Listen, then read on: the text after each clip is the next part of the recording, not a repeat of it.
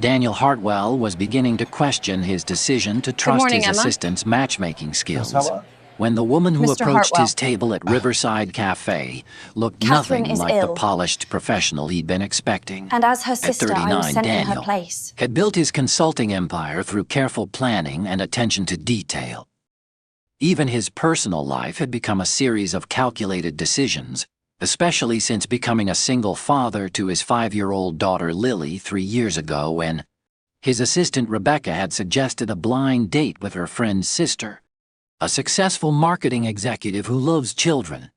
Daniel had reluctantly agreed, but the young woman standing hesitantly beside his table clutching a worn purse and wearing a simple blue dress that had clearly seen better days was definitely not a marketing executive. "Excuse me," she said softly, her voice barely audible above the evening bustle of the restaurant. Are you Daniel Hartwell?" "I am," Daniel replied, noting the nervous energy radiating from this unexpected visitor. "Though I think there might be some confusion, I'm supposed to be meeting Catherine Morrison." The woman finished, her cheeks flushing pink.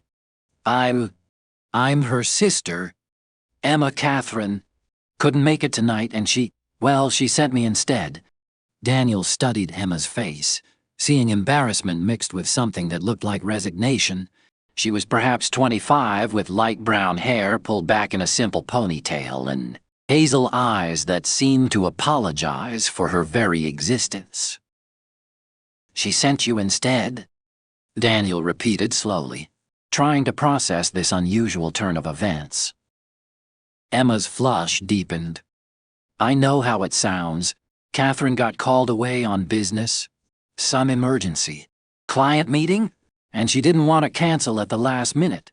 She said someone should keep the appointment, and since I was free..." The explanation trailed off, and Daniel could see Emma glancing toward the door as if calculating her chances of escaping this awkward situation. "Please sit down," Daniel said gently, gesturing to the chair across from him. Something about Emma's obvious discomfort touched him, more than any polished confidence could have. Emma hesitated. "Mr. Hartwell, I don't want to waste your time. Catherine is the one you wanted to meet. I'm just the substitute." "Maybe so," Daniel said, "but you're here now, and I'm curious to meet someone brave enough to show up for her sister's blind date."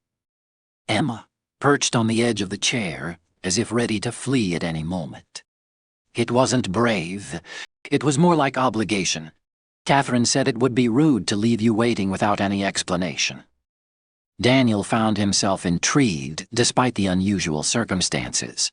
"Tell me about yourself, Emma Morrison. What do you do when you're not covering for your sister?" Emma's laugh held little humor. "I work at a daycare center downtown, nothing glamorous. I help take care of kids whose parents work long hours. It pays enough to cover rent and groceries mostly." The honesty in her answer was refreshing. Most people Daniel met in professional settings spent considerable energy presenting themselves in the best possible light.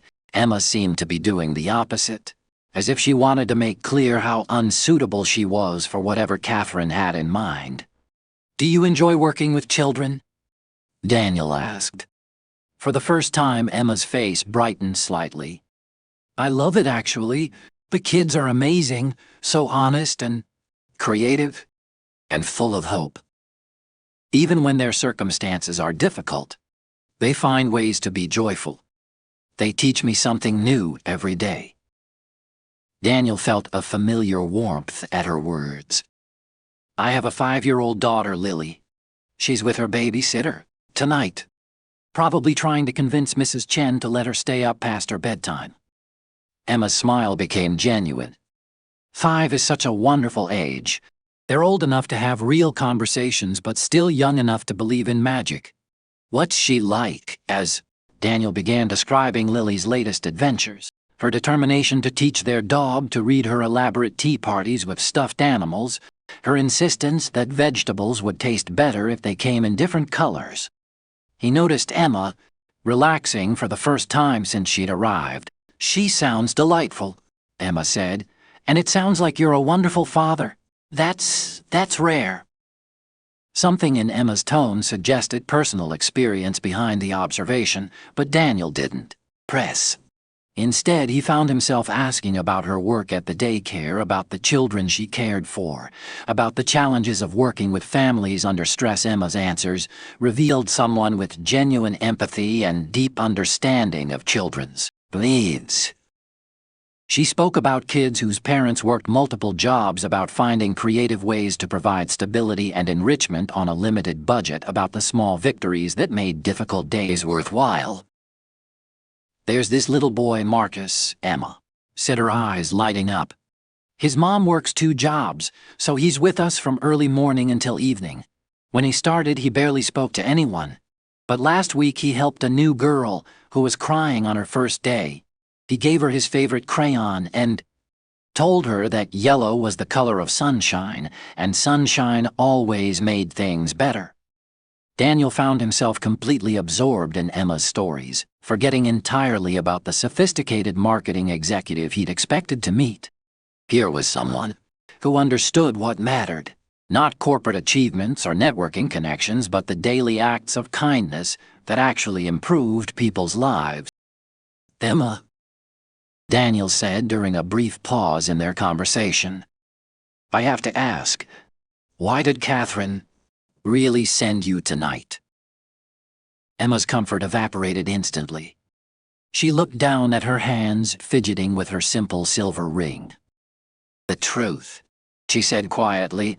"Catherine took one look at your photo and decided you were too good-looking and successful for her to handle.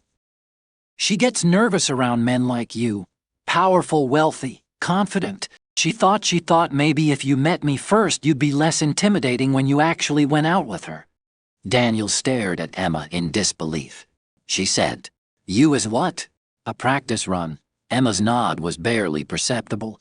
"Catherine's always been like that. She's brilliant at her job, but dating makes her panic. She figured if I could survive dinner with you and report back, she'd know what to expect." The casualness with which Emma described being used as her sister's advance scout made Daniel's chest tighten with something that felt like anger.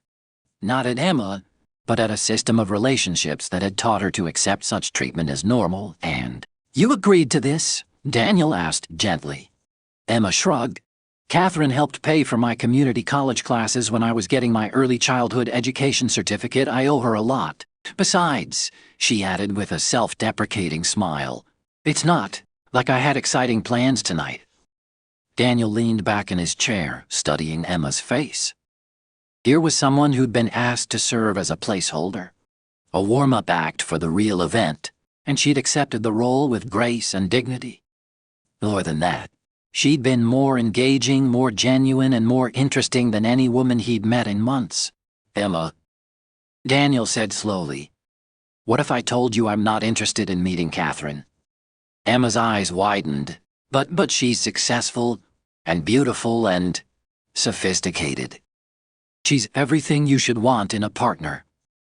"According to who?" Daniel asked. "Emma, you've spent the last hour telling me about your work with children, about finding joy in small moments, about the importance of kindness over ambition. Those are exactly the qualities I'd want in a partner. Those are exactly the qualities I'd want in a mother figure for Lily." Emma stared at him as if he'd spoken in a foreign language. "Mr. Hartwell, I think you're confused. I'm not. I work at a daycare. I live in a studio apartment. I drive a 15-year-old car when it's running. I'm not the kind of woman men like you date." "Men like me?" Daniel repeated. "Emma, what exactly do you think men like me want?" Emma's answer came quickly, as if she'd given this considerable thought. "Success, status. Someone who can hold their own at business dinners and charity galas. Someone who won't embarrass you in front of important people." Daniel felt his heart break a little for this remarkable young woman who'd been convinced her worth was measured by external achievements rather than internal qualities. "Emma," he said gently, "would you like to know what I actually want? I want someone who understands that the most important conversations happen at bedtime, story time, not board meetings." I want someone who sees children as individuals deserving respect, not obstacles to adult convenience. I want someone genuine enough to show up for her sister's blind date and honest enough to tell me exactly why she's here. Emma's eyes filled with tears. You don't mean that. I absolutely mean it.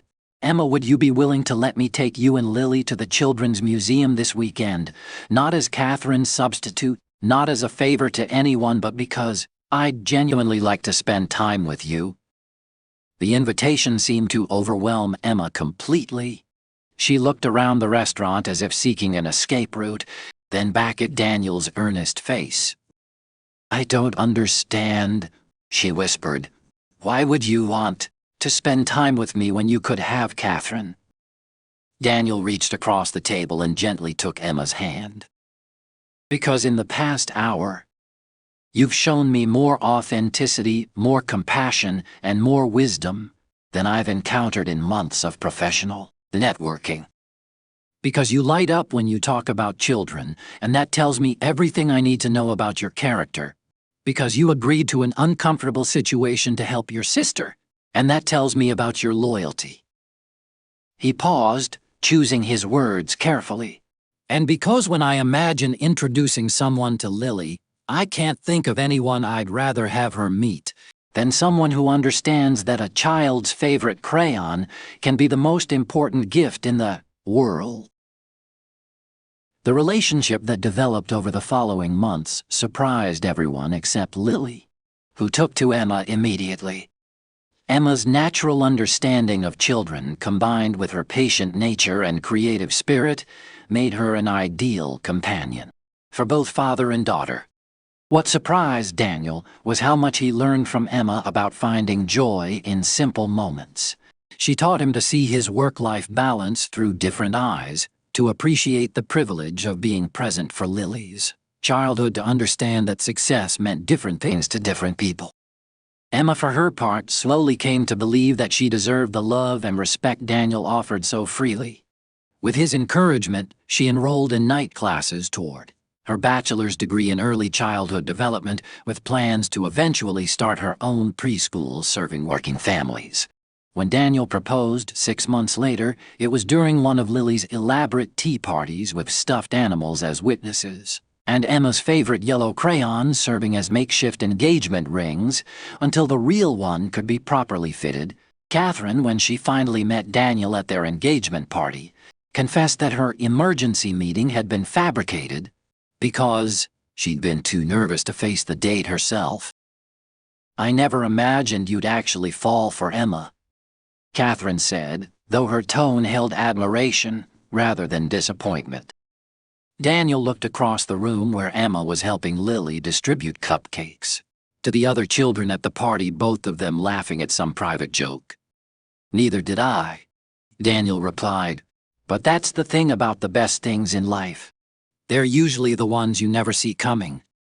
Sometimes the most beautiful love stories begin not with careful planning but with the courage to see unexpected worth in unexpected places.